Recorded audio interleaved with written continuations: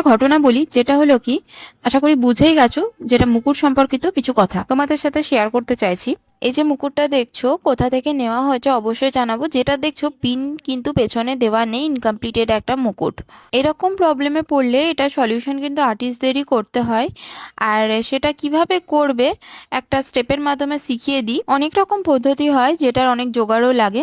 আমি যে পদ্ধতিটা দেখাবো সেটার জোগাড় কিন্তু তোমাদের হাতের সামনেই থাকবে। দুটো জিনিস প্রত্যেকটা আর্টিস্টের ভ্যানিটিতে অ্যাভেলেবেল থাকে, একটা হচ্ছে সেফটি পিন, একটা 10 নম্বর পিন। এখানে আমি সেফটি পিনটা দিয়ে মুকুটের পেছনে একটা ঘর বানিয়ে নিয়েছিলাম, যেটা 10 নম্বর পিনের সাইজ করে করতে হবে, আর এমন ভাবে করতে হবে যেটা সামনে থেকে যেন ভিজিবল না হয়। এরপর পিনটাকে একটু হাতে করে ব্যান্ড করে নিলাম, যেটা হেয়ারের সাথে ববি পিন দিয়ে লাগালে ইজিলি সেট হয়ে যাবে। এই পদ্ধতিতে দেখানোর কারণ, একটা আর্টিস্ট ব্রাইডের কাছে না পৌঁছানো পর্যন্ত কখনোই জানবে না যে তার জিনিসগুলোর কি কি প্রবলেম আছে, আর এই জিনিসগুলো ঠিক করানোর জন্য আর্টিস্টদেরও প্রচুর উপস্থিত বুদ্ধি লাগে।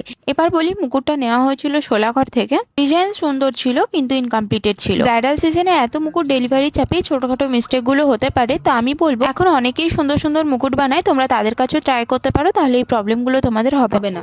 আসল কথা কি বলতো, ব্র্যান্ডের পেছনে না ছুটে আমরা যদি কাজের কোয়ালিটির পেছনে ছুটতাম, তাহলে কাজগুলো হয়তো আরো সুস্থতাই হতো। আমার মিষ্টি ব্রাইডকে কেমন লাগছে জানিও।